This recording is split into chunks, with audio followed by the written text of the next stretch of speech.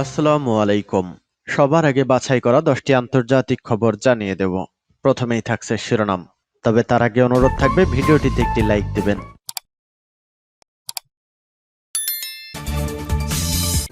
জানিয়ে দেব সবশেষ আপডেট আন্তর্জাতিক সংবাদ। শুরুতেই থাকছে শিরোনাম। ন্যাটো দ্বিতীয় বিশ্বযুদ্ধের চেয়েও খারাপ একটি সংঘাত ঘটাবে দিমিত্রি মেদভেদেবের হুঁশিয়ারি। এদিকে ইসরায়েলি পরমাণু বাগাড়ম্বরের বিরুদ্ধে আন্তর্জাতিক সম্প্রদায়ের রুখে দাঁড়ানো উচিত, ইরানের মন্তব্য। আরও জানাবো রকেট লঞ্চারের সেল বিস্ফোরিত হয়ে পাকিস্তানের নিহত 8। জানিয়ে দেব ইউক্রেন দ্বারা ব্যবহৃত পশ্চিমা অস্ত্র অকার্যকর প্রমাণিত। এদিকে কারাবাগে মিশন পাঠাতে যুক্তরাষ্ট্রকে অনুমতি নিতে হবে বলেছে রাশিয়া। এবং সবশেষ জানাবো হরদীপ হত্যা, 1985 সালে এয়ার ইন্ডিয়ার ফ্লাইটে বোমা হামলা কেন আবার আলোচনায়। এতক্ষণ শুনছিলেন গুরুত্বপূর্ণ সংবাদগুলোর শিরোনাম, এবারে বিস্তারিত। আজকের সংবাদ সম্পর্কে আপনার মূল্যবান মতামত কমেন্ট করে জানিয়ে দিন কোন স্থান থেকে আমাদের সংবাদ শুনছেন অথবা দেখছেন। ভিডিওটি শেয়ার করে সবাইকে দেখার সুযোগ করে দিন। সবার আগে সবশেষ আপডেট সংবাদ পেতে চ্যানেলটি সাবস্ক্রাইব করে পাশে থাকা বেল বাটনে প্রেস করুন। ন্যাটো দ্বিতীয় বিশ্বযুদ্ধের চেয়েও খারাপ একটি সংঘাত ঘটাবে দিমিত্রি মেদভেদেবের হুঁশিয়ারি। রাশিয়ার সাবেক প্রেসিডেন্ট দিমিত্রি মেদভেদেভ হুঁশিয়ারি উচ্চারণ করে বলেছেন, মার্কিন নেতৃত্বাধীন ন্যাটো জোট দ্বিতীয় বিশ্বযুদ্ধের চেয়েও একটি খারাপ সংঘাত ঘটাবে। মঙ্গলবার সামাজিক মাধ্যম টেলিগ্রাম চ্যানেলে দেয়া এক পোস্টে তিনি আরও বলেন, পশ্চিমারা ইউক্রেনকে ভারী অস্ত্র সরবরাহ এবং নাৎসিবাদকে সম্মান জানিয়ে দিন দিন বিশ্বকে এমন একটি সংঘাতের কাছে নিয়ে যাচ্ছে যা দ্বিতীয় বিশ্বযুদ্ধের পর কেউ দেখেনি। মার্কিন নির্মিত M1 আব্রামস ট্যাঙ্ক ইউক্রেনে পৌঁছানো এবং কানাডার পার্লামেন্টে ইউক্রেনের নাৎসিবাদী এক যোদ্ধাকে সম্মান জানানোর খবরের প্রতিক্রিয়ায় দিমিত্রি মেদভেদেভ এসব কথা বলেন। রাশিয়ার সাবেক প্রেসিডেন্ট বলেন, চলমান পরিস্থিতিতে মনে হচ্ছে ন্যাটোর সাথে সরাসরি সংঘাত ছাড়া রাশিয়ার সামনে আর কোনো পথ খোলা থাকছে না। আমেরিকা ইউক্রেনকে দীর্ঘ পাল্লার আর্মি টেকনিক্যাল মিসাইল সিস্টেম দেওয়ার যে অঙ্গীকার করেছে সে কথাও তুলে ধরেন তিনি। ন্যাটো জোটকে ফ্যাসিস্ট জোট হিসেবে উল্লেখ করে একে হিটলারের অক্ষশক্তির সঙ্গে তুলনা করেন। তিনি বলেন, যে কোনো পরিস্থিতি মোকাবেলার জন্য রাশিয়া প্রস্তুত রয়েছে, তবে এই সংঘাত মানব সভ্যতার জন্য 1945 সালের চেয়ে অনেক বেশি ধ্বংসযজ্ঞ ডেকে আনবে বলে হুঁশিয়ারি উচ্চারণ করেন দিমিত্রি মেদভেদেভ। ইসরায়েলি পরমাণু বাগাড়ম্বরের বিরুদ্ধে আন্তর্জাতিক সম্প্রদায়ের রুখে দাঁড়ানো উচিত, ইরানের মন্তব্য।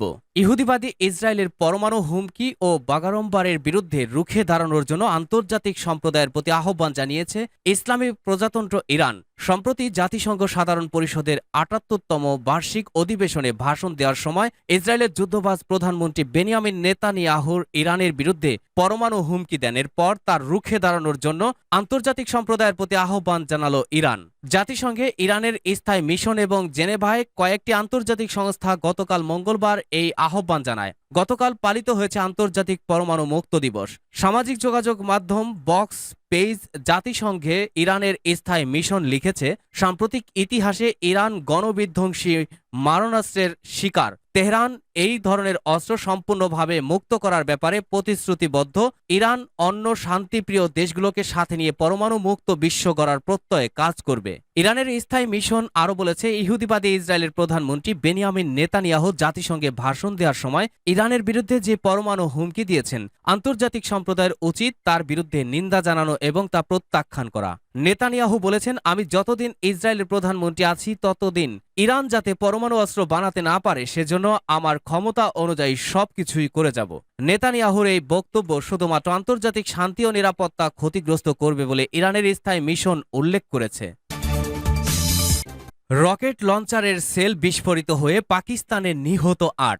দক্ষিণ পাকিস্তানের একটি প্রত্যন্ত গ্রামের একটি বাড়িতে রকেট লঞ্চারের একটি সেল দুর্ঘটনাক্রমে বিস্ফোরিত হয়েছে। এতে নারী ও শিশু সহ অন্তত 8 জন নিহত হয়েছে বলে পুলিশ জানিয়েছেন। স্থানীয় সময় বুধবার এই ঘটনা ঘটে। তদন্তকারীরা ধারণা করছেন পরিবারের সদস্যরা অবিস্ফোরিত সেলটি পাশের একটি খোলা খামারের মাঠে গুজে রেখেছিল।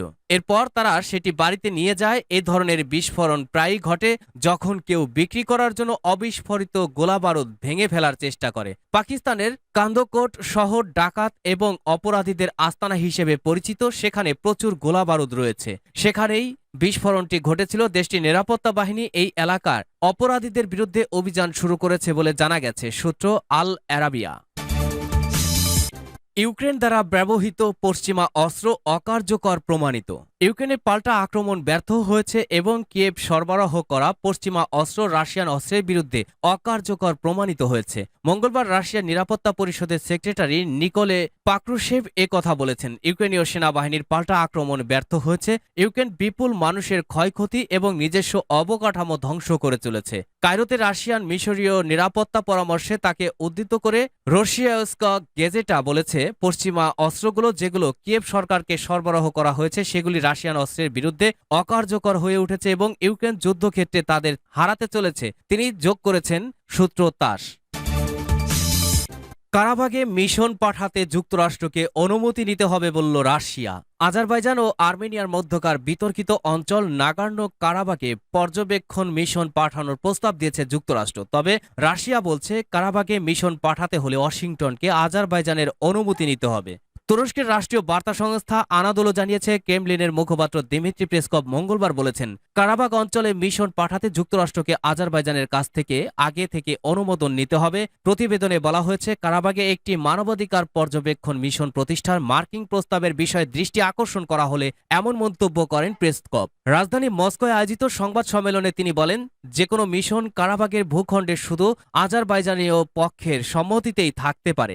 রাশিয়া কথা বলতে পারেন, কিন্তু মস্কো কারাবাগের আর্মেনিয়ান জনসংখ্যা সহ সব পক্ষের সঙ্গে যোগাযোগ অব্যাহত রেখেছে বলেন পেসকভ। রুশ মুখপাত্র আরও বলেন, কারাবাগের বিষয়ে রাশিয়ার সঙ্গে যুক্তরাষ্ট্রের জড়িত থাকার তুলনা করা যায় না। আপনি জানেন, বিদ্যমান ম্যান্ডেট অনুযায়ী আমাদের শান্তিরক্ষীরা যে ভূমিকা পালন করেছে আমরা সেটা চালিয়ে যেতে চাই, ঘোষণা করেন পেসকভ। মার্কিন প্রেসিডেন্ট জো বাইডেন আর্মেনিয়ার প্রধানমন্ত্রী নিকোল পাশিনিয়ানকে নিরাপত্তা ও জ্বালানি সহযোগিতা জোরদার করার আমন্ত্রণ জানিয়ে একটি চিঠি পাঠিয়েছিলেন, এমন দাবি করে মিডিয়ার রিপোর্ট সম্পর্কে জানতে চাইলে পেসকভ বলেন, রাশিয়ার সঙ্গে আর্মেনিয়ার যে গভীর সম্পর্ক রয়েছে তার সঙ্গে এটির তুলনা করা যায় না।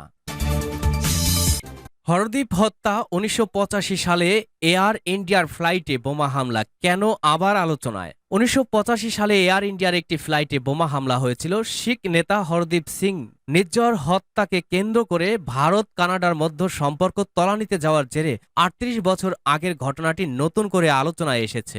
গত সপ্তাহে কানাডার প্রধানমন্ত্রী জাস্টিন ট্রুডো তার দেশের পার্লামেন্টে ভারতের বিরুদ্ধে একটি গুরুতর অভিযোগ তোলেন। ট্রুডো বলেন, গত জুন মাসে ব্রিটিশ কলাম্বিয়ার কানাডীয় শিখ নেতা হরদীপকে হত্যায় ভারতের হাত থাকার বিষয়ে বিশ্বাসযোগ্য অভিযোগ তার দেশের কাছে আছে। ভারত এই অভিযোগ অস্বীকার করে। ট্রুডোর অভিযোগকে অযৌক্তিক হিসেবে অভিহিত করে নয়াদিল্লি ঘটনার জেরে পাল্টাপাল্টি কূটনীতিক বহিষ্কারের ধারাবাহিকতায় অটোয়া নয়াদিল্লির মধ্যকার সম্পর্ক তলানিতে পৌঁছেছে।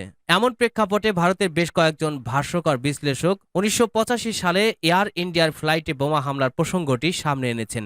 ঘটনাটি কনিষ্ক বোমা হামলা নামেও পরিচিত, কারণ বোমা হামলার শিকার এয়ার ইন্ডিয়ার বোয়িং ৭৪৭ ফাইটার নাম কুষাণ সম্রাট মনিস্কের নাম অনুসারে রাখা হয়েছিল।